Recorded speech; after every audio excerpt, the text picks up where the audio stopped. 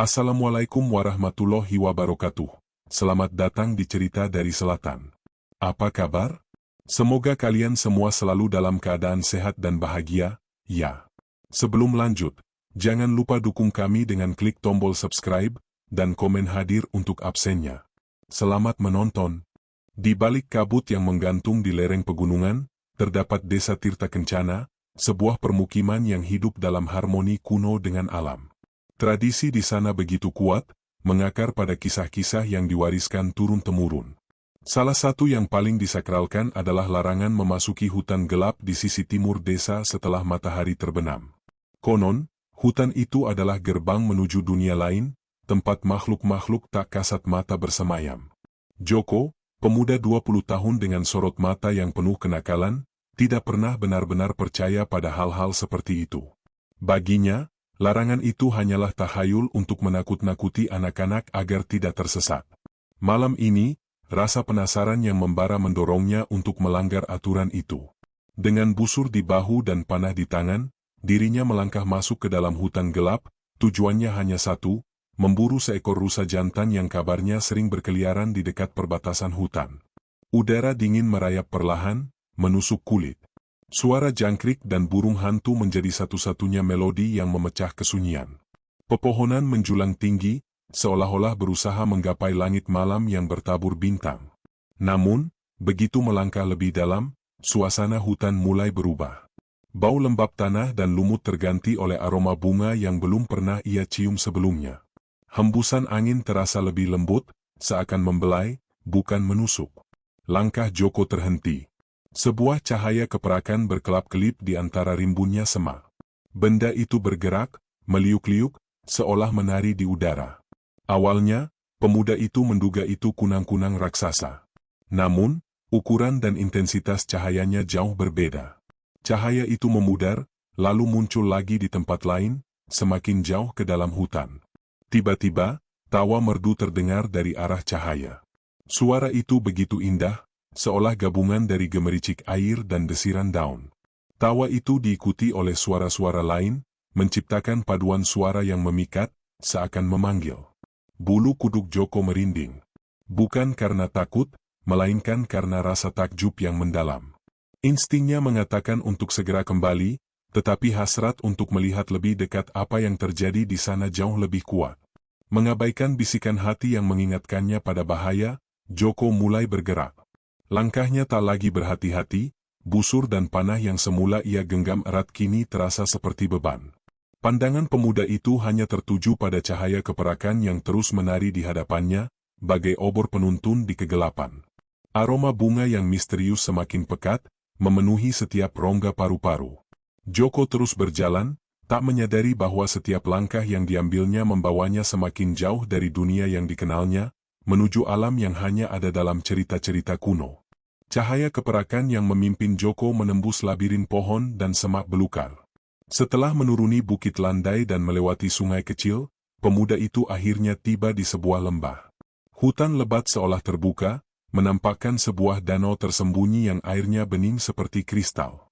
Di sana, pantulan cahaya bulan menari di permukaan danau. Di sekeliling danau, puluhan pohon besar dengan cabang-cabang yang membentuk kanopi alami menjulang gagah. Dari dahan-dahan itu, ratusan kuntum bunga aneh berwarna putih pucat mekar, memancarkan cahaya redup yang lembut, menciptakan pemandangan yang tak pernah ia saksikan dalam hidupnya. Di tengah keindahan itu, Joko melihat sosok-sosok yang bergerak. Mereka adalah wanita. Mereka tidak mengenakan pakaian, tetapi tubuh mereka memancarkan cahaya samar. Rambut mereka panjang menjuntai hingga betis, berkilauan seperti benang perak. Gerakan mereka anggun dan lembut, seolah mereka menyatu dengan alam. Joko tahu, ini bukan manusia biasa. Ini adalah para bunian yang selama ini hanya ia dengar dalam dongeng. Ada satu sosok yang paling menarik perhatian Joko.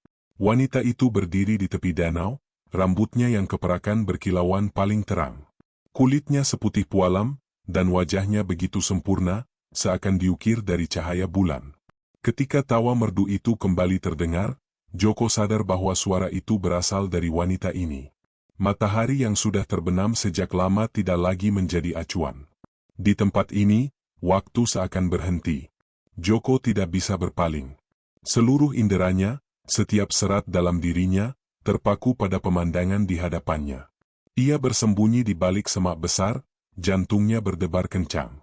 Bukan karena ketakutan, melainkan euforia murni.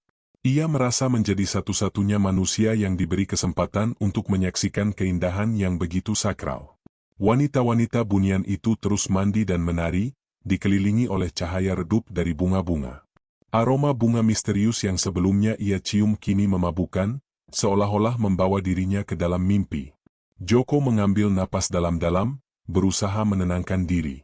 Namun, gerakan kecilnya membuat sebuah ranting patah. Bunyi, prak, itu memecah kesunyian magis. Seketika, semua tawa dan nyanyian terhenti. Para wanita bunian mengangkat wajah mereka, menoleh ke arah Joko bersembunyi. Joko merasakan tatapan mata yang tajam dan menusuk. Matanya bertemu dengan mata Dewi Ratu. Mata itu bukan hanya indah, melainkan juga memiliki kekuatan yang mengikat. Ada amarah yang membara di dalamnya, amarah yang lahir dari pelanggaran privasi suci. Cahaya di sekitar danau berkedip-kedip, intensitasnya meningkat. Tiba-tiba, semua bunga putih yang bersinar berubah menjadi merah menyala, seakan memancarkan alarm bahaya. Joko merasa ketakutan yang sesungguhnya.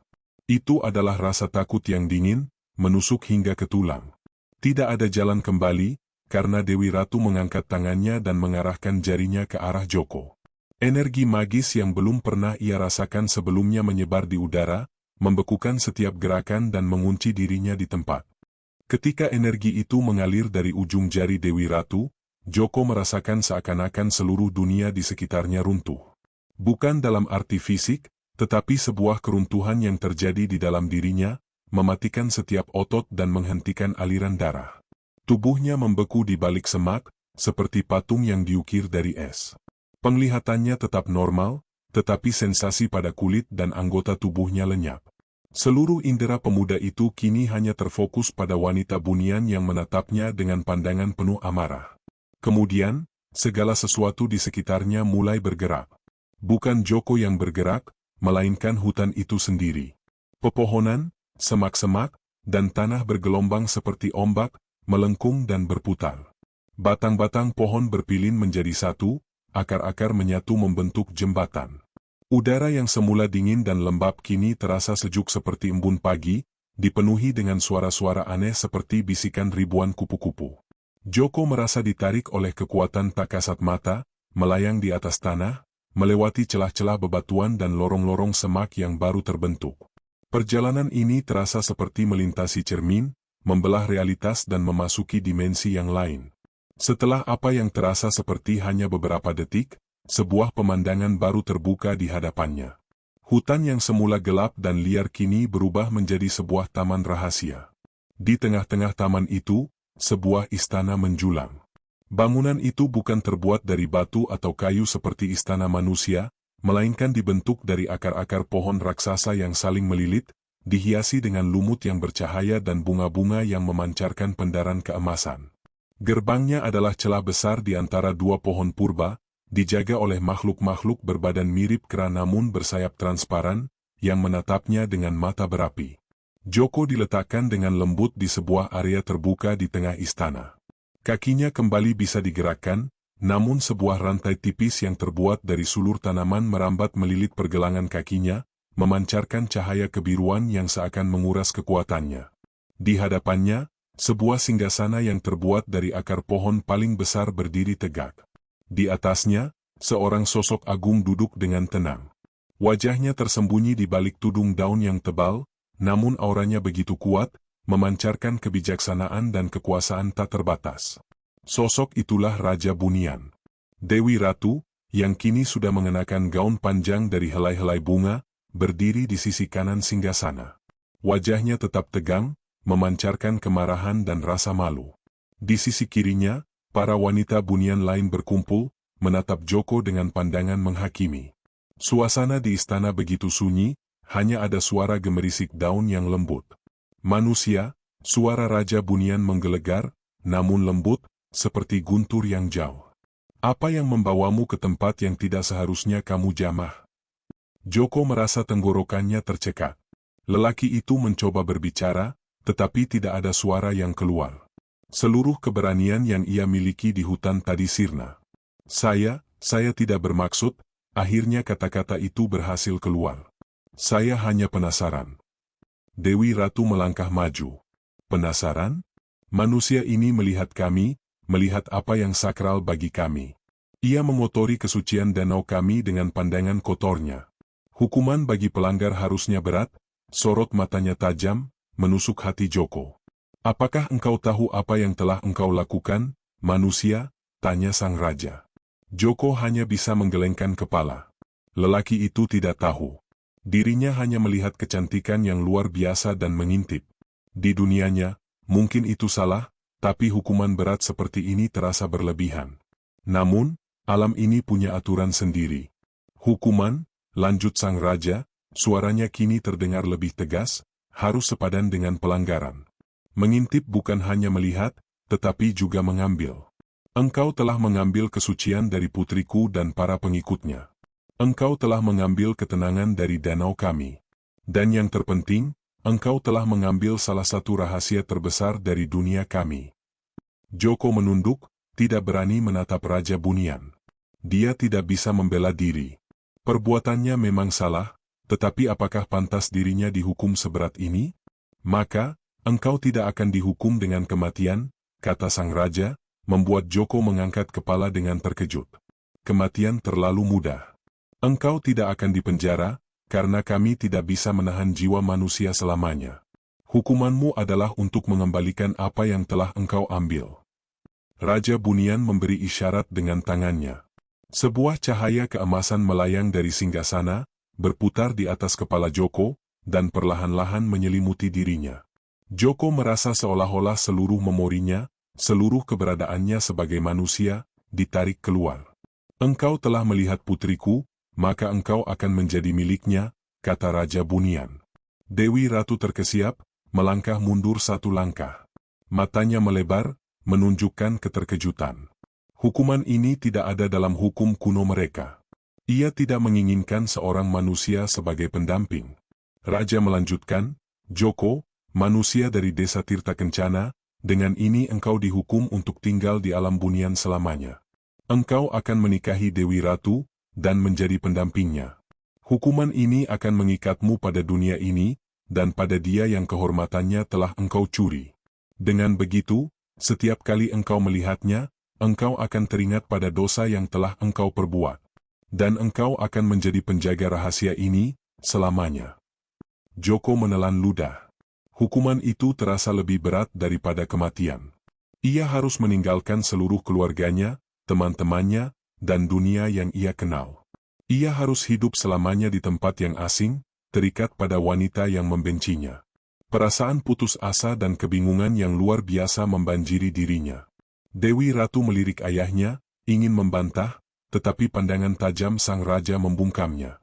Aturan baru telah dibuat, dan tidak ada yang bisa membantahnya. Dua prajurit Bunian yang berwujud mirip kera bersayap mendekat dan mengangkat tubuh Joko. Mereka membawanya melewati lorong-lorong istana yang menakjubkan, dengan dinding yang dihiasi oleh akar-akar pohon yang menenun gambar-gambar kuno. Semua mata yang mereka lewati menatap Joko dengan campuran rasa penasaran dan jijik. Mereka adalah makhluk-makhluk yang anggun, dan kehadiran seorang manusia di tengah-tengah mereka adalah anomali, noda yang tidak seharusnya ada. Joko dibawa ke sebuah ruangan yang sederhana, dindingnya terbuat dari batu yang dilapisi lumut. Tidak ada jendela, hanya sebuah pintu yang terbuat dari kayu yang keras. Joko diturunkan, rantai di kakinya hilang. Ia sendirian di ruangan itu, terperangkap di dunia lain, terikat pada wanita yang tidak ia kenal, dengan masa depan yang tidak jelas. Rasa sesak itu menghimpit dadanya, dan untuk pertama kalinya sejak ia memasuki hutan, air mata mengalir di pipi Joko. Dirinya bukan lagi manusia bebas, melainkan seorang tawanan, suami yang tak diinginkan, terperangkap di alam gaib selamanya. Pintu kayu itu tertutup dengan suara yang nyaris tak terdengar, namun bagi Joko, bunyinya menggema bagai guntur yang memekakkan telinga. Ia duduk di lantai batu yang dingin, bersandar pada dinding yang dilapisi lumut bercahaya redup. Perasaan kosong merayap dari ujung kaki hingga ubun-ubun. Di tempat ini, Tidak ada lagi cahaya matahari, tidak ada suara riuh desa, tidak ada wajah-wajah yang dikenalnya. Seluruh keberadaannya, segala yang membentuk dirinya sebagai Joko si pemuda usil dari Tirta Kencana, kini terasa seperti kenangan dari kehidupan yang sudah lama mati. Keheningan adalah hal pertama yang menyambutnya. Di alam manusia, malam selalu dipenuhi dengan suara-suara alam, bisikan angin, atau lolongan anjing. Di sini, hanya ada keheningan yang dalam, sesekali pecah oleh getaran lembut di dinding, seolah istana itu sendiri bernapas. Joko mencoba memejamkan mata, berharap semua ini hanya mimpi buruk. Namun, setiap kali mata terbuka, pemandangan ruangan yang aneh itu tetap sama. Kesadaran bahwa dirinya tidak sedang bermimpi menghantamnya bagai badai. Tiba-tiba, pintu terbuka. Seorang wanita bunian masuk. Usianya tampak jauh lebih tua dari Dewi Ratu, dengan kerutan-kerutan halus di wajahnya dan rambut yang berkilauan seperti salju. Senyumnya lembut, namun matanya memancarkan kesedihan. "Manusia," sapa sang wanita, suaranya tenang seperti aliran sungai. "Nama saya Nirwana. Saya ditugaskan untuk membimbingmu." Joko hanya mengangguk, terlalu lelah untuk berbicara. "Di sini, kami tidak makan atau tidur seperti kalian," jelas Nirwana. "Energi kami berasal dari akar-akar pohon kehidupan yang menopang alam ini. Jika engkau merasa lemah, cukup letakkan tanganmu di dinding manapun. Cahaya itu akan mengisi kembali kekuatanmu." Joko menatap dinding, lalu meletakkan tangannya. Sensasi hangat dan getaran halus menjalar ke seluruh tubuhnya, membuatnya merasa sedikit lebih hidup. Ini adalah hal pertama yang ia sentuh di sini yang terasa nyata. "Kami tidak memiliki matahari atau bulan," lanjut Nirwana. "Cahaya di sini berasal dari pohon-pohon dan bunga-bunga. Waktu berjalan berbeda. Tetapi, untukmu, waktu akan tetap terasa sama. Kami tahu engkau akan merindukan duniamu." Nirwana tidak menghakimi.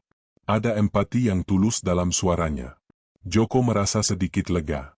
Setidaknya, ada satu makhluk di sini yang tidak menatapnya dengan pandangan jijik. "Satu hal lagi," kata Nirwana, matanya menatap lekat ke arah Joko. "Dewi Ratu akan segera datang. Ia tidak senang dengan keputusan raja. Berhati-hatilah." Tak lama setelah Nirwana pergi, pintu kembali terbuka. Sosok Dewi Ratu muncul.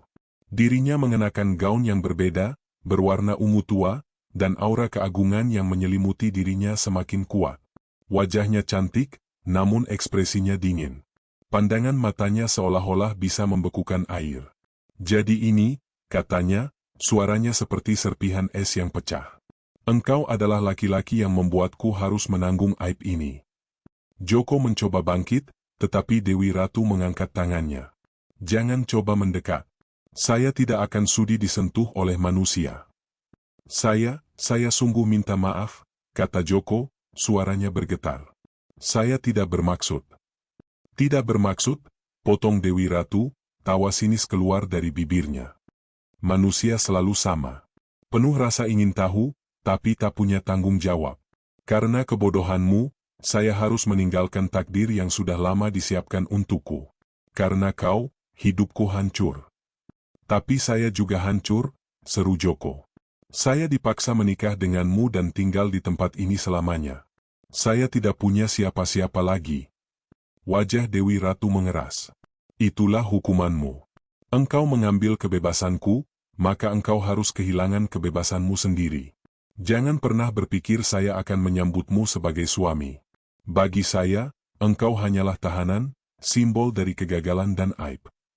Setelah mengucapkan kalimat-kalimat itu, Dewi Ratu berbalik dan pergi, meninggalkan Joko dalam kekosongan yang lebih dalam dari sebelumnya. Kata-kata sang Dewi terasa lebih menyakitkan daripada hukuman apapun. Beberapa hari berlalu tanpa Joko tahu siang atau malam. Ia diperbolehkan keluar dari kamarnya, namun terbatas pada area taman istana. Taman itu adalah keajaiban. Pohon-pohon aneh dengan daun-daun yang mengeluarkan suara musik saat tertiup angin. Air mancur yang menyemburkan air berwarna perak. Joko mengamati makhluk-makhluk bunian yang beraktivitas. Mereka bergerak tanpa suara, seperti hantu-hantu yang elegan. Mereka tidak berinteraksi dengannya. Bagi mereka, keberadaan Joko seolah-olah tidak nyata.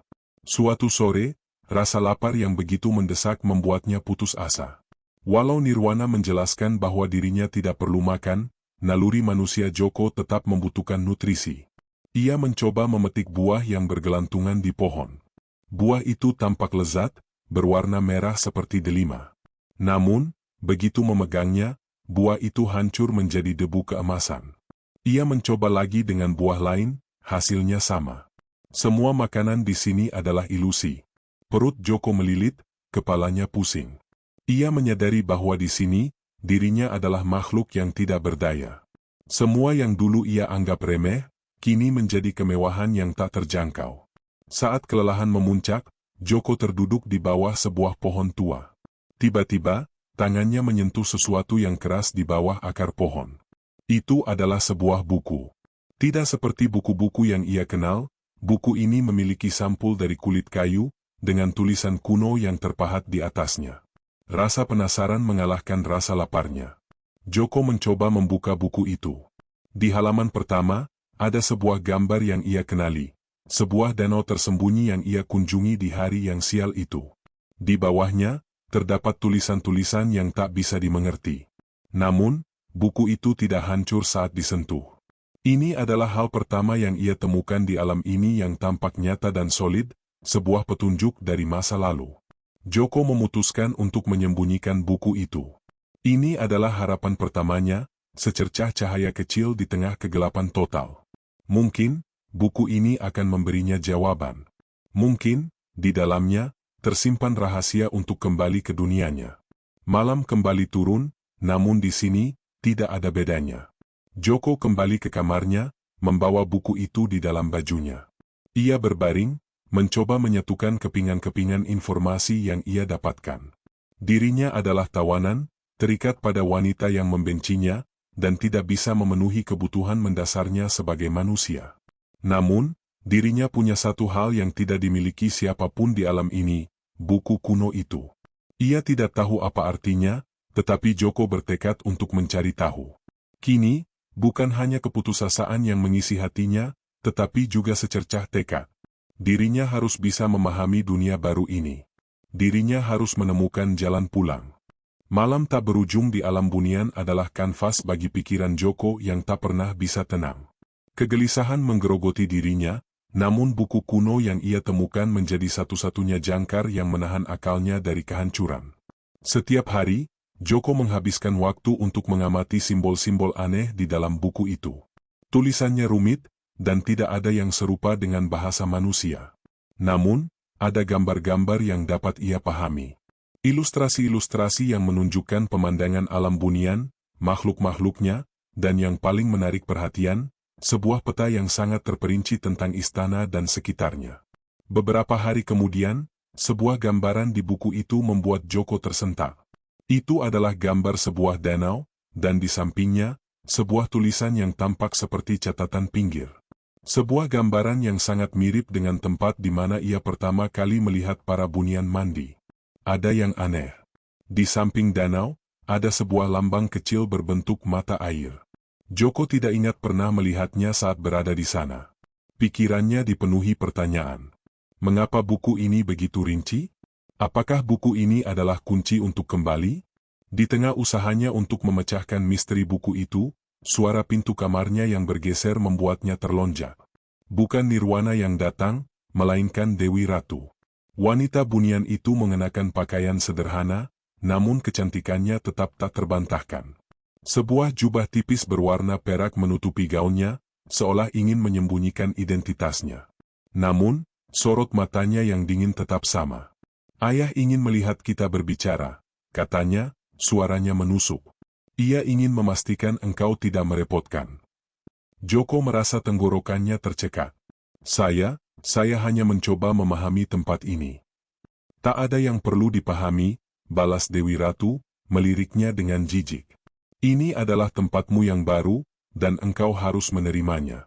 Suka atau tidak suka, nasibmu terikat pada saya. Joko tidak menjawab. Dirinya hanya menatap mata sang Dewi, mencoba mencari celah untuk membuka percakapan. Apakah engkau juga merasa terperangkap? Tanyanya perlahan. Pertanyaan itu membuat ekspresi Dewi Ratu sedikit berubah. Ada keraguan di matanya. Apa urusanmu dengan itu? Kita berdua korban, Joko melanjutkan, suaranya lebih tegas. Engkau kehilangan takdirmu karena saya. Saya kehilangan dunia saya karena engkau. Kita berdua terjebak. Apakah saya salah jika merasa bahwa kita bisa saling memahami? Dewi Ratu tidak menjawab, namun tatapannya melembut. Ia tidak lagi melihat Joko sebagai objek, melainkan sebagai sesama makhluk yang menderita. Tetapi, sifatnya yang angkuh tetap menang. Jangan berani samakan nasibmu dengan nasibku, manusia. Pergi, ayah menunggumu.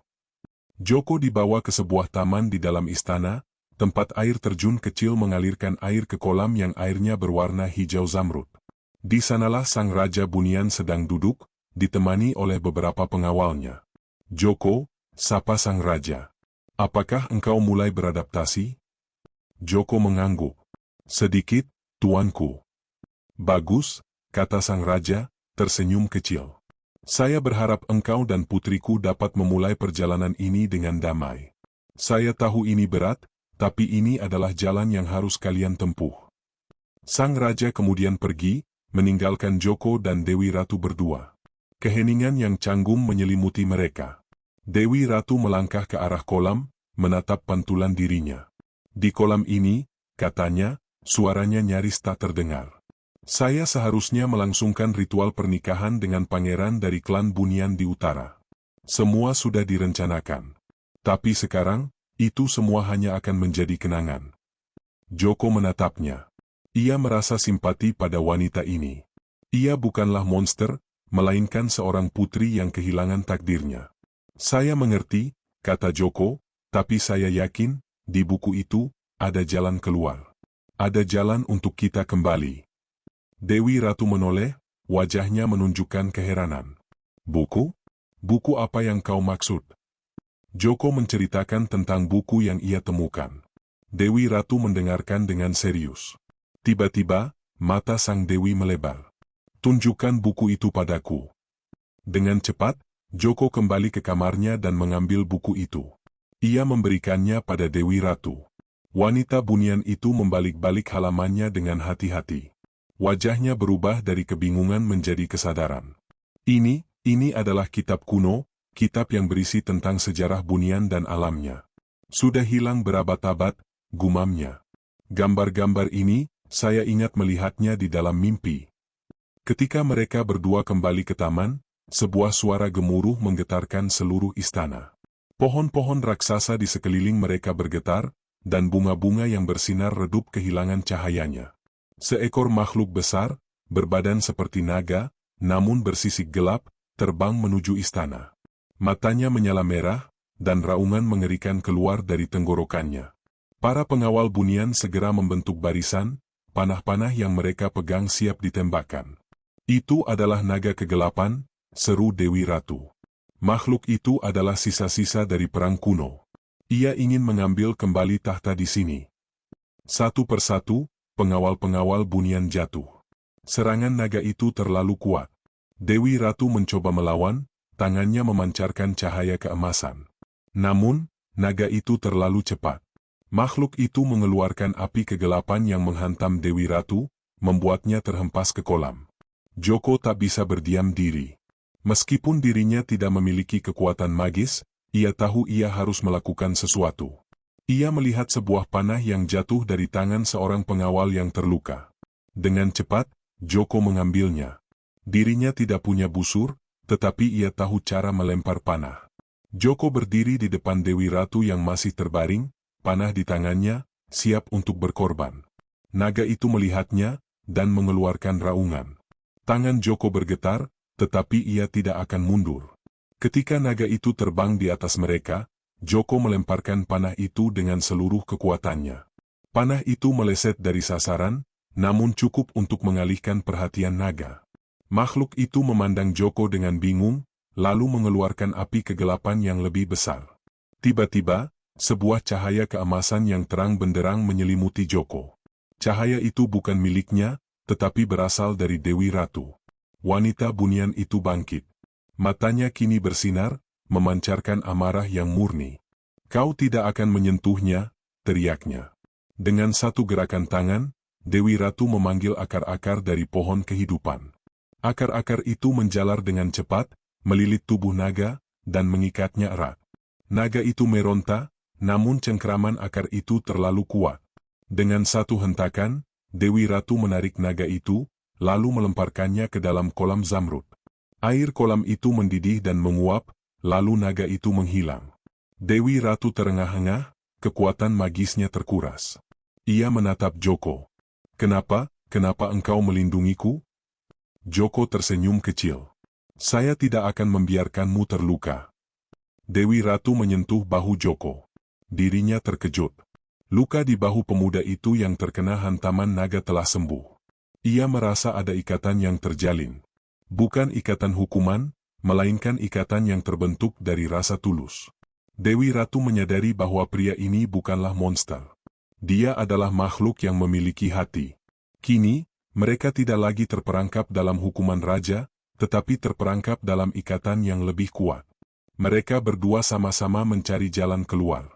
Setelah peristiwa dengan naga kegelapan, ada keheningan baru yang menyelimuti hubungan Joko dan Dewi Ratu. Itu bukan lagi keheningan yang canggung, melainkan sebuah ruang yang diisi oleh rasa saling hormat dan pemahaman yang rapuh.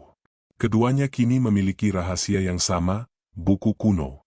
Buku itu bukan hanya objek misterius, melainkan sebuah jembatan yang menghubungkan mereka, sebuah tumpuan untuk percakapan yang lebih dalam. Malam itu, mereka bertemu di sebuah taman terpencil, di bawah naungan pohon yang daunnya berkilauan. Udara terasa lebih hangat dari biasanya, dan melodi lembut dari serangga malam mengiringi mereka. Dewi Ratu memegang buku itu, tangannya yang halus menyentuh setiap halaman dengan hati-hati. Ini adalah kitab kuno, sumber dari semua pengetahuan kami, gumam Dewi Ratu, matanya berbinar. Sudah lama dianggap hilang. Ayahku sendiri tidak pernah melihatnya. Apakah kau bisa membacanya? Tanya Joko, suaranya dipenuhi rasa ingin tahu. Dewi Ratu mengangguk. Tulisannya adalah bahasa kuno Bunian, bahasa yang hanya dipahami oleh para tetua dan bangsawan. Aku akan coba. Mereka duduk berdua di sebuah bangku batu. Dewi Ratu mulai membaca, menerjemahkan simbol-simbol aneh menjadi kata-kata yang dapat dipahami. Joko mendengarkan dengan saksama. Buku itu menceritakan sejarah Bunian, asal-usul mereka, dan hubungan mereka dengan alam manusia. Ada bab-bab yang menjelaskan tentang kekuatan magis mereka, tentang bagaimana kekuatan itu terikat pada alam, dan bagaimana harmoni harus dijaga. Namun, semakin jauh Dewi Ratu membaca, ekspresinya semakin berubah. Matanya memancarkan kesedihan dan keraguan. Akhirnya, ia berhenti, menutup buku itu, dan menatap Joko. Ada sesuatu yang tidak benar, katanya, suaranya pelan. Buku ini menceritakan hal yang berbeda dari apa yang diajarkan pada kami. Dewi Ratu kemudian membaca sebuah bagian yang menceritakan tentang penyatuan jiwa, sebuah ritual kuno yang sangat rahasia. Ritual itu dilakukan ketika alam Bunian mulai kehilangan kekuatannya. Diceritakan, kekuatan magis Bunian, yang berasal dari harmoni danau dan hutan, perlahan-lahan mengering. Solusinya, kata buku itu, adalah melalui ikatan yang suci dan murni dengan jiwa manusia. Disebutkan bahwa jiwa manusia memiliki energi yang kuat, energi yang disebut cinta, terang Dewi Ratu. Jika seorang Bunian jatuh cinta pada manusia, dan cinta itu tulus, maka energi dari cinta itu dapat menyegarkan kembali seluruh alam Bunian. Itu adalah cara untuk menyelamatkan kami. Joko terkejut. Dirinya memikirkan kembali hukuman raja. Ini bukan hanya hukuman, melainkan sebuah ritual. Dirinya bukanlah tahanan, tetapi sebuah alat. Ayahku, dia melakukan ini untuk menyelamatkan kami, kata Dewi Ratu, suaranya pecah. Hukuman itu bukan hanya untukmu, tetapi juga untukku. Aku harus bisa jatuh cinta padamu, dan engkau padaku. Jika kami tidak bisa, maka alam ini akan perlahan-lahan mati. Joko merasakan simpati yang mendalam. Ia melihat kesedihan di mata Dewi Ratu. Sang Dewi bukan hanya korban dari dirinya, tetapi juga korban dari takdir yang membebaninya. Ia harus menikahi orang yang tidak dicintai demi menyelamatkan seluruh kaumnya. Apakah engkau pernah mencintai seseorang? Tanya Joko, suaranya lembut. Dewi Ratu menggeleng. Kami para bunian, cinta kami berbeda. Kami terikat pada alam, pada takdir kami. Kami tidak pernah memiliki kebebasan untuk memilih siapa yang akan kami cintai. Kami hanya mencintai apa yang seharusnya kami cintai. Joko mengulurkan tangannya dan menyentuh tangan Dewi Ratu. Wanita bunian itu tidak menariknya. Saya mengerti, kata Joko. Saya juga tidak pernah tahu apa itu cinta yang sebenarnya. Tapi kita berdua bisa belajar, bukan? Bersama-sama. Dewi Ratu menatap tangannya yang digenggam oleh Joko. Mengapa engkau melakukan ini? Karena saya tidak ingin mati di tempat ini, jawab Joko, jujur. Tapi lebih dari itu, saya tidak ingin melihatmu dan alammu hancur. Kita berdua ada di dalam satu perahu. Kita harus mendayung bersama. Mata Dewi Ratu mulai berkaca-kaca. Kau adalah manusia paling aneh yang pernah aku temui. Mungkin saya harus aneh agar bisa bertahan hidup di sini, balas Joko, tersenyum. Dewi Ratu tersenyum tipis. Untuk pertama kalinya, Joko melihat senyum tulus di wajahnya. Bukan senyum yang dibuat-buat, melainkan senyum yang lahir dari hati. Ada satu hal lagi, kata Dewi Ratu, membalik halaman buku. Sebuah gambar yang Joko kenali muncul. Di sini, dikatakan bahwa seorang bunian dapat kembali ke alamnya jika dirinya mencintai seorang manusia dan cinta itu dibalas. Namun, jika cinta itu hilang, pintu kembali akan tertutup selamanya. Joko menatap mata Dewi Ratu. Jadi, jika kita berhasil, bukan hanya kami yang selamat, tetapi kita berdua bisa kembali? Ya, jawab Dewi Ratu. Ini adalah jalan keluarku, dan ini juga adalah jalan keluar untukmu. Tapi, ini bukanlah cinta yang bisa dipaksakan. Ini harus tumbuh dari hati. Cinta yang tulus dan murni. Kini, mereka memiliki tujuan. Sebuah tujuan yang lebih besar daripada sekadar hukuman. Mereka tidak lagi terperangkap di bawah paksaan raja, melainkan terikat oleh takdir mereka sendiri. Joko melihat keindahan di mata Dewi Ratu, bukan hanya kecantikan fisiknya, tetapi juga keindahan jiwanya yang rapuh dan terbebani. Ia menyadari bahwa Sang Dewi adalah seseorang yang membutuhkan bantuan, dan Joko adalah satu-satunya yang bisa memberikannya. Kita akan melakukannya, kata Joko, meyakinkan dirinya sendiri dan Dewi Ratu. Kita akan menemukan cara untuk mencintai satu sama lain. Kita akan kembali. Dewi Ratu mengangguk, tatapan matanya dipenuhi tekad. Mereka berdua kini adalah pasangan. Bukan karena hukuman, tetapi karena pilihan. Sebuah pilihan yang akan mengubah nasib mereka, dan nasib seluruh alam bunian. Ikatan yang terjalin antara Joko dan Dewi Ratu tumbuh setiap hari, perlahan namun pasti. Mereka menghabiskan waktu bersama, duduk di bawah langit yang selalu temaram, menguraikan makna kitab kuno yang penuh teka-teki. Namun, pembicaraan mereka tidak lagi terbatas pada simbol-simbol kuno. Mereka mulai berbagi cerita tentang dunia mereka masing-masing. Joko menceritakan tentang matahari yang hangat, hujan yang membasahi bumi, dan tawa orang-orang di desanya. Dewi Ratu membalas dengan kisah-kisah tentang musik yang dibuat oleh air terjun, keindahan aurora di puncak Gunung Bunian, dan melodi yang hanya bisa didengar oleh telinga mereka. Joko mendapati dirinya jatuh cinta pada dunia Dewi Ratu, bukan karena keajaiban magisnya, melainkan karena keindahan yang Dewi Ratu tunjukkan melalui matanya. Begitu pula sebaliknya, Dewi Ratu terpesona oleh kehidupan sederhana yang Joko gambarkan. Sebuah kehidupan yang tidak terikat pada takdir, melainkan pada pilihan. Sesuatu yang sangat asing baginya. Di tengah-tengah kebahagiaan baru ini, Raja Bunian memanggil mereka. Pertemuan berlangsung di sebuah paviliun yang terbuat dari kristal cair, tempat segala sesuatu tampak tembus pandang, dari lantai hingga langit-langit. Sang Raja, yang kini tidak lagi duduk di singgasana, menatap mereka dengan tatapan yang sulit diartikan. Cahaya di alam ini semakin terang, kata Sang Raja, suaranya tenang namun mengandung kekuatan. Saya bisa merasakan kekuatan baru, kekuatan yang belum pernah saya rasakan sebelumnya. Itu adalah kekuatan yang berasal dari ikatan kalian. Dewi Ratu dan Joko saling pandang. Mereka tahu bahwa cinta yang tumbuh di antara mereka telah menjadi sumber energi baru bagi alam bunian. Namun, lanjut Raja Bunian, semua ini bisa jadi ilusi. Saya tidak bisa mempercayai sesuatu yang tidak bisa saya lihat. Cinta manusia, itu adalah sesuatu yang tidak terduga, rapuh, dan bisa berubah-ubah. Raja Bunian beranjak. Dengan satu gerakan tangan, paviliun kristal itu lenyap, dan mereka menemukan diri mereka berdiri di atas sebuah jembatan yang terbuat dari kabut. Di bawah mereka, jurang tak berdasar, dan di seberang, sebuah kuil kuno menjulang. Di sana, kata sang raja, menunjuk ke arah kuil. Di dalam kuil itu, terdapat kristal kehidupan. Kristal itu akan memberikan jawaban atas semua pertanyaan kalian, tetapi hanya jika kalian bisa membuktikan bahwa ikatan kalian adalah nyata dan tulus. Ini adalah ujian terakhir. Ujian kepercayaan dan pengorbanan. Sang raja menghilang, meninggalkan mereka berdua di tengah jembatan kabut. Joko melihat ke bawah, merasa ngeri. Jembatan kabut itu terasa tidak stabil. Setiap langkah yang mereka ambil harus dilakukan dengan hati-hati. Kita bisa melewati ini, kata Dewi Ratu, menggenggam tangan Joko erat. Kau pegang tanganku, jangan lepaskan. Dan jangan melihat ke bawah. Mereka mulai melangkah. Joko merasakan tangan Dewi Ratu yang dingin, tetapi juga memberinya kekuatan. Mereka melangkah maju, hati-hati menyeimbangkan diri.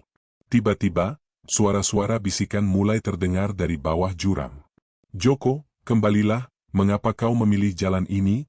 Suara-suara itu menyerupai suara ayahnya, ibunya, dan teman-temannya di desa. Suara-suara yang memanggilnya kembali, mencoba menggodanya untuk berbalik. Joko menahan napas, matanya hanya menatap Dewi Ratu. Ini semua ilusi, bisiknya pada dirinya sendiri. Namun, giliran Dewi Ratu yang diuji.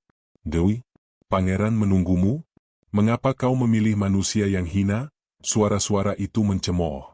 Suara yang menyerupai ayahnya, yang mengingatkannya akan takdir yang telah ia tinggalkan. Dewi Ratu berhenti, matanya berkaca-kaca. Ini bukan ayahku, gumamnya, suaranya bergetar. Jangan dengarkan, bisik Joko. Kita tidak akan membiarkan mereka memisahkan kita. Mereka terus berjalan, tetapi ujian belum berakhir. Tiba-tiba, jembatan kabut itu terpecah menjadi dua. Joko dan Dewi Ratu berada di sisi yang berbeda. Jarak di antara mereka semakin jauh. Joko, kau harus melompat, teriak Dewi Ratu. Aku akan menangkapmu. Aku tidak bisa, kata Joko. Itu terlalu jauh. Kau harus percaya padaku, seru Dewi Ratu. Cintai aku, dan kau akan aman. Percayalah pada cintamu. Joko menatap mata Dewi Ratu. Matanya dipenuhi ketulusan. Ada saat-saat ketika mereka jatuh cinta tanpa disadari, dan saat ini, dirinya menyadarinya. Cinta itu murni.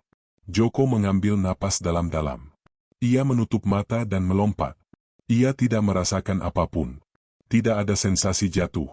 Ketika membuka matanya, dirinya berada di pelukan Dewi Ratu. Dewi Ratu tersenyum, air mata menetes di pipinya. Kau percaya, bisiknya. Mereka kembali menyatukan langkah. Akhirnya, mereka tiba di seberang, di pintu kuil kuno. Saat mereka melangkah masuk, kristal kehidupan menyala, memancarkan cahaya yang hangat. Raja Bunian, yang sudah berada di dalam, tersenyum. Selamat, anak-anakku, katanya. Kalian telah membuktikan bahwa cinta manusia bisa tumbuh di tempat yang paling tidak terduga sekalipun. Kalian telah lulus ujian. Sang raja kemudian mengambil sebuah benda kecil dari dalam jubahnya. Itu adalah sebuah kunci yang terbuat dari perak, dengan ukiran bulan dan bintang. Kunci ini adalah kunci portal. Kunci yang akan membawa kalian kembali ke dunia manusia, katanya, menyerahkannya kepada Joko. Gunakanlah dengan bijak, dan jangan pernah melupakan ikatan yang telah kalian jalin di sini. Joko dan Dewi Ratu menatap kunci di tangan mereka. Jalan pulang kini terbuka. Mereka saling berpandangan, mata mereka dipenuhi harapan. Mereka telah melewati ujian terberat. Sekarang, saatnya untuk kembali. Joko memutar-mutar kunci perak di telapak tangannya. Benda itu terasa dingin, namun memancarkan kehangatan yang aneh, seolah-olah mengalirkan energi kehidupan. Di sampingnya, Dewi Ratu menatap kunci itu dengan mata yang dipenuhi campuran emosi, harapan untuk sebuah kehidupan yang baru, namun juga kesedihan karena harus meninggalkan tanah kelahirannya. Mereka kini berdiri di sebuah gua tersembunyi, yang menurut kitab kuno, adalah salah satu dari sedikit gerbang menuju alam manusia. "Kau yakin?" tanya Joko, suaranya lembut. "Ini adalah pilihan yang kau buat. Tidak ada jalan kembali." Dewi Ratu tersenyum, senyum yang kini terasa lebih hangat dan tulus daripada senyum manapun yang pernah ia tunjukkan. "Hidupku sudah tidak di sini lagi. Aku tidak akan pernah bisa menjadi seperti bunian lain. Hatiku sudah memilihmu, dan hatiku ingin tahu apa rasanya hidup dengan pilihan itu." Joko mengangguk. Ia merasakan ikatan yang kuat di antara mereka. Sebuah ikatan yang melampaui paksaan, ikatan yang tumbuh dari rasa hormat, pemahaman, dan sebuah cinta yang baru ditemukan. Ini bukanlah akhir dari penderitaan mereka, melainkan awal dari sebuah perjalanan yang baru. Mereka melangkah lebih dalam ke dalam gua. Udara di sana terasa berat, dipenuhi dengan kabut yang menggantung dan suara-suara bisikan dari dinding-dinding batu. Di ujung lorong, sebuah kolam kecil memancarkan cahaya kebiruan yang redup. "Itulah portalnya." "Aku takut," bisik Dewi Ratu, tangannya menggenggam tangan Joko erat-erat. "Aku juga," jawab Joko jujur. "Tapi kita akan melewatinya bersama." Joko memasukkan kunci perak ke dalam sebuah celah kecil di dinding gua di samping kolam. Sesaat setelah kunci itu terpasang, kolam itu bergejolak. Airnya berputar, memancarkan cahaya yang semakin terang. Suara siulan yang aneh terdengar dari dalam kolam, dan pusaran air yang terbentuk di permukaannya mulai menyerupai cermin. "Ini dia," kata Dewi Ratu. "Ini adalah jalan keluarnya." Saat mereka bersiap melangkah ke dalam, sebuah suara menggelegar dari arah belakang mereka. Dua sosok besar, pengawal-pengawal Raja Bunian, muncul di pintu gua. Mereka membawa tombak yang terbuat dari kristal, matanya menyala dengan amarah. "Manusia dan putri pengkhianat," salah satu pengawal berteriak. "Raja telah melarang kalian pergi. Kunci ini adalah milik alam Bunian." Joko dan Dewi Ratu saling pandang. Mereka tahu bahwa melawan para pengawal itu tidak ada gunanya. Mereka tidak punya waktu untuk bertarung. "Tidak ada waktu, kita harus pergi," seru Dewi Ratu. Mereka berdua melangkah ke dalam kolam. Pada saat yang sama, salah satu pengawal melemparkan tombaknya. Tombak itu terbang lurus ke arah Dewi Ratu. "Tidak!" teriak Joko. Tanpa berpikir, Joko menempatkan tubuhnya di depan Dewi Ratu. Tombak itu menghantamnya, tetapi alih-alih melukainya, tombak itu hancur menjadi debu. Sebuah perisai cahaya keemasan yang tak terlihat menyelimuti Joko. Dewi Ratu terkejut. Itu adalah kekuatan cinta kita," gumam Dewi Ratu, matanya dipenuhi keajaiban. "Cinta kita, itu adalah perisai." Mereka memegang tangan masing-masing lebih erat. "Kita harus percaya pada kekuatan ini," kata Joko. "Percayalah padaku." Dewi Ratu mengangguk, lalu mereka melangkah bersama ke dalam cermin air. Sensasi yang mereka rasakan adalah campuran dari pusing, mual, dan kehangatan yang luar biasa. Warna-warna berputar di sekitar mereka, suara-suara dunia Bunian memudar, digantikan oleh suara-suara yang lebih familiar, suara jangkrik, suara burung, suara angin yang berdesir. Ketika sensasi itu berhenti, Joko dan Dewi Ratu menemukan diri mereka berada di sebuah danau yang dikelilingi oleh pepohonan rindang. Di atas kepala mereka, langit cerah membentang. Sinar matahari pagi menyinari wajah mereka, dan Joko merasakan kehangatan yang luar biasa. Dewi Ratu memejamkan matanya, merasakan sinar matahari di kulitnya. Ini rasanya seperti apa yang kau ceritakan," katanya, suaranya dipenuhi rasa takjub. "Ini indah." Aroma tanah yang lembab, suara-suara binatang hutan yang riang, dan hembusan angin yang sejuk. Semua terasa begitu nyata, begitu hidup, setelah lama berada di alam Bunian yang statis. Mereka telah kembali. Mereka berdiri di tepi danau, di mana Joko pertama kali melihat Dewi Ratu. Namun, di tempat itu, tidak ada lagi cahaya aneh atau bunga yang bersinar. Hanya ada keindahan alam yang murni. Joko menoleh pada Dewi Ratu. Wanita bunian itu kini tidak lagi bersinar seperti dulu. Kecantikannya tetap ada, tetapi kecantikan itu kini membumi. Gaun dari bunga-bunga yang ia kenakan berubah menjadi kain halus, rambut keperakannya kini terlihat seperti rambut manusia biasa. "Kau," kata Joko, terkejut. Dewi Ratu tersenyum. Ini adalah perubahan yang datang saat seorang bunian memilih untuk mencintai manusia. Kekuatan kami memudar, tetapi kami menjadi bagian dari dunia kalian. Aku sekarang sepertimu. Joko mengulurkan tangannya dan menyentuh pipi Dewi Ratu. Wajahnya terasa hangat. Ini adalah wajah seorang wanita, bukan lagi seorang dewi. "Selamat datang," bisik Joko.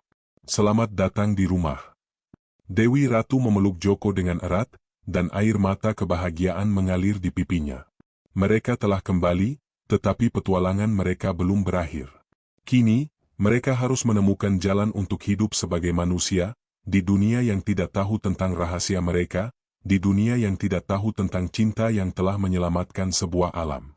Sinar mentari pagi terasa begitu hangat di kulit Dewi Ratu. Itu adalah sensasi yang belum pernah ia rasakan, sebuah kehangatan yang berbeda dari cahaya redup di alam bunian. Mereka berjalan beriringan menyusuri jalan setapak yang dipenuhi debu. Di kejauhan, desa Tirta Kencana mulai terlihat. Aroma masakan, suara tawa anak-anak, dan kesibukan penduduk desa memenuhi udara. Bagi Joko, itu semua adalah nostalgia yang memilukan. Bagi Dewi Ratu, itu adalah dunia baru yang sangat asing. "Ini dia," kata Joko, suaranya dipenuhi campuran kegembiraan dan kecemasan. "Desaku." Saat mereka melangkah masuk, semua mata tertuju pada mereka. Mulut-mulut terbuka lebar, tatapan bingung dan kaget bertebaran. Wajah-wajah yang akrab bagi Joko kini terlihat penuh ketidakpercayaan. Mereka semua mengira pemuda itu sudah tiada. Seorang pria tua dengan rambut beruban melangkah maju, tangannya gemetar. "Joko? Itu benar kau?" tanya lelaki itu, matanya berkaca-kaca. Joko tersenyum lebar. "Iya, Pak Kades. Ini saya. Saya sudah kembali." Pandangan semua orang beralih pada Dewi Ratu. Mereka menatap wanita itu dengan rasa heran dan curiga. Mereka tidak mengenalnya, dan kecantikannya yang luar biasa membuat semua orang menduga-duga. "Dan siapa wanita ini?" tanya seorang penduduk. Joko menggenggam tangan Dewi Ratu erat. "Ini istriku. Namanya Dewi Ratu." Bisikan-bisikan segera menyebar. Seorang pemuda yang hilang selama berminggu-minggu kini kembali dengan seorang wanita yang tidak mereka kenal. Kecurigaan memenuhi mata mereka. Mereka tidak tahu apa yang telah terjadi, dan yang tidak diketahui selalu melahirkan ketakutan. Meskipun disambut dengan hangat oleh keluarganya, Dewi Ratu merasa seperti orang asing. Semuanya begitu berbeda. Kebisingan di pasar, rasa makanan yang begitu kuat dan asing di lidahnya, dan keharusan untuk tidur, semua itu adalah hal-hal baru yang harus ia pelajari. Setiap malam, dirinya akan terbangun, merasa cemas, rindu pada keheningan dan keajaiban yang ia tinggalkan. Rasa rindu itu adalah racun yang perlahan-lahan merusak kebahagiaan barunya. Suatu sore, saat semua orang sibuk, Dewi Ratu berjalan sendirian ke hutan di belakang desa. Ia duduk di bawah pohon beringin tua, memejamkan mata, dan mencoba merasakan kekuatan alam. Namun, yang ia rasakan hanyalah energi yang lemah, seolah-olah hutan ini kelelahan. Tidak ada sihir, tidak ada melodi, hanya keheningan biasa. Air matanya mengalir. Dewi Ratu merindukan rumahnya. Dirinya merindukan ayahnya, istana dari akar-akar pohon, dan keajaiban yang ada di sana. "Apakah saya melakukan kesalahan?" bisiknya pada dirinya sendiri. "Apakah saya membuat pilihan yang salah?" Tiba-tiba, ia merasakan kehadiran seseorang. Itu adalah Joko. Joko tidak mengatakan apa-apa. Lelaki itu hanya duduk di sampingnya, membiarkannya menangis. Ketika Dewi Ratu merasa lebih tenang, Joko berkata, "Saya tahu ini tidak mudah. Saya merindukan rumah saya," kata Dewi Ratu. "Saya merindukan alam saya." "Saya tahu," balas Joko. "Kau tidak perlu berpura-pura bahagia di sini. Dunia ini memang berbeda. Dunia ini keras, dan tidak ada keajaiban seperti di tempatmu." Saya hanya tidak tahu harus berbuat apa, kata Dewi Ratu. Saya merasa sangat asing. Joko memeluknya. Kau tidak perlu khawatir. Saya akan selalu berada di sisimu. Saya akan ajarkan padamu semua yang kau butuhkan. Kita akan pelan-pelan hadapi ini. Saya tidak tahu apakah saya bisa, kata Dewi Ratu. Saya merasa ingin kembali. Joko menangkup wajahnya, memaksa Dewi Ratu menatap matanya. Jika kau ingin kembali, pergilah. Saya akan baik-baik saja. Apa yang kau katakan? Tanya Dewi Ratu, terkejut. Saya tidak akan memaksamu untuk tinggal di sini, jelas Joko. Ini adalah pilihanmu. Jika kembali membuatmu bahagia, maka pergilah. Saya hanya ingin kau bahagia. Cinta saya padamu tidak akan berubah, walau kita berada di alam yang berbeda. Dewi Ratu menatap Joko, terkejut dengan kata-katanya. Ia telah terbiasa dengan janji-janji, dengan kata-kata yang memaksanya untuk tetap bersama. Namun, Joko tidak memaksanya. Pria ini justru memberinya kebebasan yang belum pernah ia rasakan sebelumnya. Itu adalah cinta sejati yang ia cari, cinta yang tidak terikat pada kepemilikan. Air matanya kembali mengalir, namun kali ini, itu adalah air mata kebahagiaan. Ia menyadari bahwa rumahnya bukan lagi sebuah tempat, melainkan sebuah perasaan. Rumahnya adalah Joko. Saya tidak akan pergi, kata Dewi Ratu. Rumah saya bukan lagi istana di alam bunian. Rumah saya adalah kau. Mereka kembali ke desa, tangan mereka saling menggenggam erat. Tatapan curiga penduduk desa masih ada, tetapi tidak lagi terasa begitu penting. Mereka berdua telah melewati ujian terakhir. Mereka telah menemukan bahwa cinta mereka bukan hanya mampu menyelamatkan sebuah alam, tetapi juga mampu membangun sebuah rumah dimanapun mereka berada. Keputusan Dewi Ratu untuk menetap di dunia manusia adalah awal dari sebuah tantangan yang jauh lebih besar daripada sekadar melarikan diri dari alam bunian. Setelah kembali ke desa Tirta Kencana, kehidupan baru mereka dimulai, bukan dengan keajaiban, melainkan dengan kenyataan yang keras dan kasar. Rasa hangat mentari, aroma tanah yang basah, dan suara-suara alam yang merdu kini terasa begitu nyata dan berat. Di rumahnya, Joko disambut dengan tangisan haru ibunya. Keluarga itu memeluknya, tak percaya bahwa anak yang sudah mereka tangisi kini kembali. Namun, kebahagiaan itu campur aduk dengan kecurigaan. Mata mereka tak bisa lepas dari Dewi Ratu. Ibunda Joko, seorang wanita yang lembut, bertanya dengan hati-hati, "Siapa wanita ini, Nak?" Joko tersenyum, menggenggam tangan Dewi Ratu. "Ibu, ini Dewi Ratu. Istriku." Kabar itu menyebar bagai api. Desa yang dulu tenang kini dipenuhi bisik-bisik. Anak-anak kecil menatap Dewi Ratu dengan ketakutan, dan para wanita dewasa menutupi mulut mereka saat melihatnya. Mereka tidak bisa memahami dari mana asal-usulnya, dan kecantikannya yang sempurna membuat orang-orang menaruh curiga, takut wanita itu adalah makhluk halus yang menyamar. Joko mencoba menjelaskan, tetapi tak ada yang percaya. "Itu cerita yang tidak masuk akal, Nak," kata salah seorang tetua. "Kau pasti diguna-guna." Di tengah semua itu, Dewi Ratu berjuang untuk beradaptasi. Semua hal yang bagi manusia adalah hal biasa, baginya adalah hal yang luar biasa sulit. Ia tidak tahu cara menyalakan api, tidak bisa memasak nasi, dan kesulitan untuk mencuci pakaian di sungai. Semua gerakannya yang dulu anggun kini terasa kaku dan canggung. Joko, dengan sabar, mengajarinya satu persatu. "Ini," kata Joko, menunjukkan cara memotong sayuran. "Pelan-pelan saja." Dewi Ratu memegang pisau dengan canggung. Jari-jarinya yang biasa digunakan untuk memancarkan sihir kini harus belajar memotong. Ia seringkali melukai dirinya sendiri, dan setiap kali itu terjadi, ia merasa putus asa. "Aku tidak bisa," bisiknya, air mata mengalir. "Aku tidak berguna." "Kau tidak akan langsung bisa," kata Joko, membalut jarinya. "Dulu, kau seorang putri. Sekarang, kau adalah seorang wanita. Kau hanya butuh waktu untuk belajar." Seiring berjalannya waktu, Ibunda Joko mulai menerima Dewi Ratu. Wanita tua itu melihat ketulusan di mata Dewi Ratu dan kesabaran anaknya. Ia mulai mengajarinya secara langsung, menunjukkan cara memasak dan menjahit. Dewi Ratu belajar dengan cepat, meskipun tidak selalu sempurna. Namun, di luar rumah, masalah baru muncul. Musim kemarau datang lebih cepat dari yang diharapkan. Matahari terik membakar ladang-ladang, dan sungai mulai mengering. Panen yang mereka harapkan kini terancam gagal. Para tetua desa berkumpul, dan mata mereka kembali menatap Dewi Ratu. Ini semua karena makhluk asing itu, teriak salah satu penduduk. Dia membawa kutukan. Bukan, teriak Joko. Jangan salahkan dia. Ini hanya takdir alam. Bagaimana kau tahu?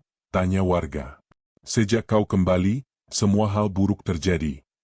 Joko dan Dewi Ratu merasa terpojok. Mereka tahu mereka harus melakukan sesuatu untuk membuktikan bahwa mereka bukan pembawa sial. Dewi Ratu, yang dulu adalah seorang dewi alam, mengingat kembali pelajaran yang ia dapat dari kitab kuno. Ada cara, bisiknya pada Joko. Hutan kita punya cara untuk bertahan hidup. Kita harus menemukan air yang tersembunyi. Mereka berdua berjalan menyusuri hutan, mencari mata air yang belum kering. Joko menggunakan naluri alaminya sebagai pemuda desa yang sering berburu, sementara Dewi Ratu menggunakan pengetahuannya tentang alam yang dulu adalah bagian dari dirinya. Mereka menemukan sebuah gua tersembunyi yang memiliki sumber mata air. Airnya ada di sini, kata Joko, matanya berbinar. Kita bisa membuat saluran ke desa. Dengan kerja keras, mereka berdua mulai mengikis tanah, membangun saluran air darurat dari bambu-bambu yang mereka temukan di hutan. Berhari-hari mereka bekerja, tanpa lelah, dengan hanya berbekal air dan sedikit makanan. Dewi Ratu, yang dulu tak pernah berkeringat, kini merasakan lelah fisik yang luar biasa. Namun, dirinya tidak mengeluh. Ini adalah ujiannya, ujian untuk menjadi bagian dari dunia baru. Akhirnya, air mengalir deras. Sungai yang kering kini terisi kembali. Ladang-ladang kembali mendapatkan air. Para penduduk desa, yang sudah putus asa, terkejut melihat keajaiban itu. Mereka keluar dari rumah, berlari menuju sungai yang kini penuh.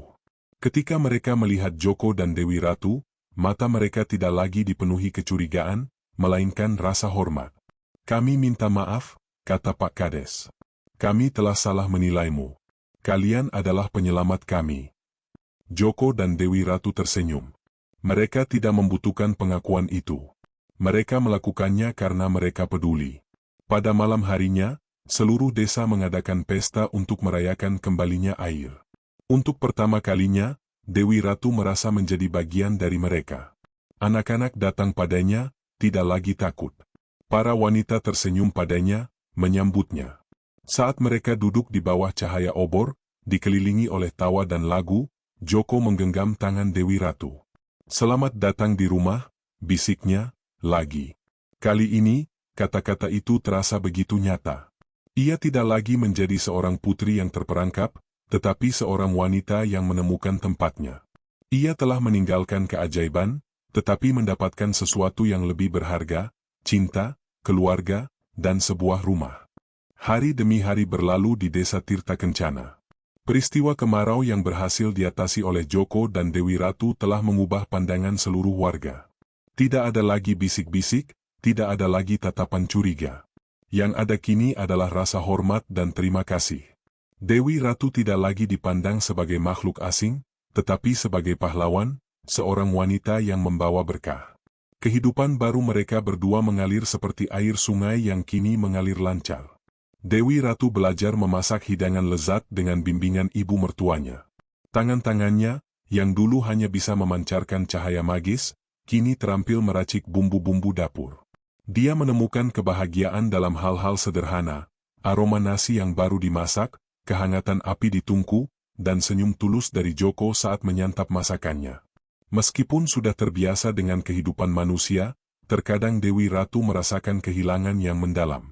Di malam-malam tanpa bulan, dia akan duduk di teras, menatap langit.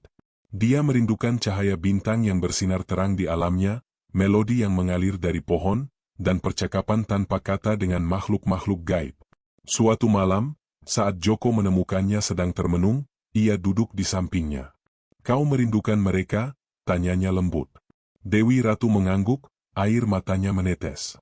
Aku merindukan keajaiban. Aku merindukan rumahku. Di sini juga ada keajaiban, kata Joko, suaranya tenang. Kau hanya perlu melihatnya dengan cara yang berbeda.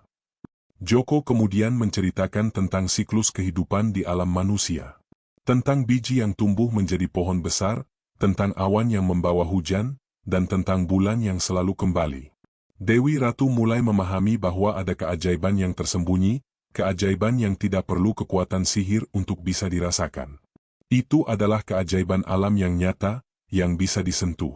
Dewi Ratu menemukan cara untuk menyalurkan warisan buniannya. Dia menghabiskan hari-harinya di hutan, bukan untuk berburu, tetapi untuk mempelajari tanaman-tanaman. Pengetahuannya tentang alam, yang ia dapatkan dari kitab kuno dan pengalaman masa lalunya, memungkinkannya mengidentifikasi tanaman herbal dan ramuan alami. Dia mulai meracik obat-obatan sederhana untuk sakit kepala, demam, dan luka kecil. Para penduduk desa, yang semula ragu, mulai datang padanya untuk meminta bantuan. Mereka terkejut melihat seberapa efektif ramuan yang ia berikan. Nama Dewi Ratu menyebar ke desa-desa tetangga sebagai seorang tabib yang memiliki pengetahuan luar biasa. Dia tidak lagi merasa asing. Dia telah menemukan tujuan baru dalam hidupnya. Suatu siang, saat Dewi Ratu sedang sibuk meracik obat di halaman rumah, sebuah keajaiban yang tak terduga terjadi.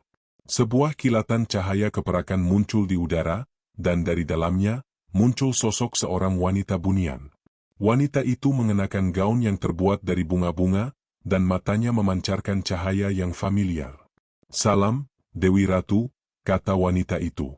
"Ayahmu mengirimku. Namaku Asmara. Aku adalah utusan." Joko yang sedang mencangkul di ladang segera berlari ke arah mereka. Ia menatap Asmara dengan kaget. "Ayahmu ingin tahu," kata Asmara, menatap Dewi Ratu. "Bagaimana kabarmu? Dan, bagaimana dengan alam kami?" Dewi Ratu tersenyum. "Berkat cinta kami, ayahku seharusnya bisa merasakan kekuatan baru. Aku bahagia, dan kekuatan itu tetap ada." "Benar," kata Asmara, "kekuatan alam kami kembali. Istana kami tidak lagi redup. Bunga-bunga kembali bermekaran. Kami berterima kasih padamu." Asmara kemudian menatap Joko. "Engkau, manusia yang tidak biasa. Engkau telah mengorbankan begitu banyak, namun tetap tidak ada kebencian di hatimu." "Aku tidak mengorbankan apapun," jawab Joko. "Aku mendapatkan sesuatu yang jauh lebih berharga. Cinta." Asmara tersenyum, senyum yang begitu lembut dan penuh pengertian. "Ayahmu mengizinkanmu untuk berkunjung," kata Asmara pada Dewi Ratu. "Sebuah portal kecil akan terbuka di danau, di tempat kau pertama kali bertemu dengannya. Kau bisa melihatnya, jika kau mau. Dia ingin bertemu denganmu." Hati Dewi Ratu bergejolak.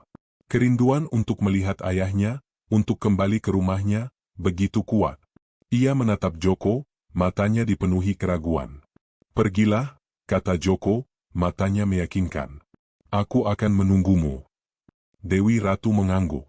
Ia mengumpulkan kekuatannya, menahan kerinduan yang membara. "Terima kasih," bisiknya pada Joko. "Tapi saya akan kembali." Mereka berjalan menuju danau. Saat mereka tiba, sebuah cahaya kecil keperakan muncul. Itu adalah portal. Dewi Ratu memejamkan mata, mengambil napas dalam-dalam. Namun, ketika ia membuka mata, dirinya menatap Joko. "Tidak," katanya, suaranya mantap. "Aku tidak akan pergi." Joko terkejut. "Tapi, itu adalah ayahmu. Ini kesempatanmu." "Aku tahu," balas Dewi Ratu. "Tapi aku sudah membuat keputusan. Aku sudah membuat pilihan. Rumahku tidak lagi di sana. Aku sudah tidak lagi menjadi putri bunian. Aku adalah istri seorang manusia. Dan aku bahagia di sini." Asmara tersenyum, lalu membungkuk dengan hormat pada Dewi Ratu. "Sebuah keputusan yang berani. Engkau telah menemukan jalanmu. Semoga kebahagiaan menyertaimu." Cahaya portal itu memudar dan Asmara menghilang. Dewi Ratu menatap tempat di mana Asmara berdiri, dan kemudian kembali menatap Joko. "Maafkan aku," kata Dewi Ratu. "Aku hanya butuh keyakinan bahwa aku melakukan hal yang benar." Joko memeluknya erat. Kau tidak perlu meminta maaf. Kau adalah wanita paling kuat yang pernah aku temui. Mereka berjalan kembali ke desa, tangan mereka saling menggenggam. Mereka tidak lagi memiliki kekuatan sihir, tetapi mereka memiliki kekuatan yang jauh lebih besar, cinta, pengorbanan, dan keyakinan. Kisah cinta mereka bukanlah dongeng, melainkan sebuah kebenaran yang hidup, sebuah kisah yang diceritakan dari generasi ke generasi. Tahun demi tahun berputar, membawa perubahan pada desa Tirta Kencana. Hutan gelap di sisi timur tidak lagi menjadi tempat yang ditakuti. Larangan untuk memasukinya setelah matahari terbenam tetap ada, tetapi sekarang itu dilakukan dengan rasa hormat, bukan ketakutan. Penduduk desa percaya bahwa hutan itu adalah tempat yang dilindungi, tempat di mana keajaiban nyata terjadi. Joko dan Dewi Ratu, yang dulu adalah pasangan yang asing, kini menjadi pasangan yang dihormati dan dicintai.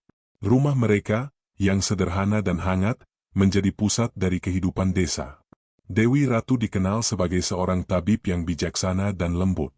Pengetahuannya tentang tanaman dan alam, meskipun tidak lagi dibalut dengan sihir, membawa kesehatan dan kesejahteraan bagi banyak orang. Wajahnya yang dulu sempurna kini dihiasi kerutan-kerutan halus di sudut mata, kerutan yang lahir dari tawa dan cinta, bukan penderitaan. Pernikahan mereka diberkahi dengan kehadiran seorang anak laki-laki bernama Tirta. Anak itu tumbuh menjadi anak yang ceria dan pintar, dengan mata yang memancarkan kebijaksanaan dan jiwa yang tenang. Tirta memiliki sifat periang ayahnya dan kepekaan ibunya terhadap alam. Tirta adalah bukti hidup dari dua dunia yang bersatu. "Ayah," tanya Tirta suatu sore, saat mereka berdua sedang memperbaiki pagar. "Apakah ibu benar-benar dari dunia lain?" Joko tersenyum, menyentuh kepala anaknya. "Ya, nak. Ibumu adalah bunian. Ia meninggalkan dunia ajaibnya untuk hidup di sini, bersamaku dan bersamamu." Tirta tidak bertanya lagi. Anak itu memahami bahwa itu adalah sebuah pengorbanan yang begitu besar yang dilakukan ibunya demi cinta. Kisah Joko dan Dewi Ratu tidak lagi menjadi rahasia, tetapi sebuah dongeng yang diceritakan dari mulut ke mulut. Para orang tua akan menceritakan kisah itu kepada anak-anak mereka saat malam hari. Kisah tentang seorang pemuda yang melanggar aturan, dihukum untuk menikah dengan seorang putri bunian, dan akhirnya membawa berkah bagi desa mereka. Kisah itu bukan lagi cerita seram, melainkan legenda yang penuh dengan kebaikan, keberanian, dan pengorbanan. Pada suatu senja yang tenang, Joko dan Dewi Ratu duduk di teras rumah mereka, menyaksikan matahari terbenam. Langit dihiasi warna-warna merah, oranye, dan ungu, sebuah pemandangan yang dulu sangat asing bagi Dewi Ratu. "Di alamku," kata Dewi Ratu, suaranya lembut. "Kami tidak pernah melihat ini. Hanya ada cahaya yang selalu sama." Joko menggenggam tangannya yang sudah mulai menua. "Tapi kau bisa melihatnya sekarang." Dewi Ratu mengangguk. "Ya. Dan ini lebih indah dari apapun yang pernah aku lihat di alamku. Karena ini adalah sesuatu yang nyata." Joko menatap istrinya, yang telah menjadi wanita yang sangat berbeda dari putri yang marah yang ia temui di danau. Wanita ini telah mengajarinya banyak hal, tentang kekuatan cinta, tentang pengorbanan, dan tentang menemukan kebahagiaan dalam hal-hal sederhana. Begitu juga sebaliknya, Joko telah mengajarinya tentang cinta yang tidak terikat oleh takdir, cinta yang murni dan tulus. Keberadaan mereka berdua telah membawa perubahan besar pada desa. Kekeringan tidak pernah lagi terjadi. Panen selalu melimpah. Warga desa hidup dalam harmoni, saling membantu satu sama lain. Kehidupan yang mereka bangun bersama adalah bukti nyata dari kekuatan cinta mereka, kekuatan yang tidak hanya menyelamatkan satu alam, tetapi juga memberkahi alam yang lain. "Aku mencintaimu," kata Joko, suaranya serak karena emosi. "Aku juga mencintaimu," jawab Dewi Ratu. "Lebih dari apapun di dua alam ini." Mereka duduk dalam keheningan yang nyaman, menyaksikan matahari menghilang di balik pegunungan, meninggalkan cahaya terakhir di cakrawala. Tirta kecil berlari ke arah mereka, memeluk kedua orang tuanya. Dewi Ratu dan Joko tersenyum. Akhir yang bahagia bukanlah akhir dari sebuah cerita, melainkan awal dari sebuah kehidupan yang abadi, sebuah warisan yang akan terus hidup dalam cerita dan hati orang-orang.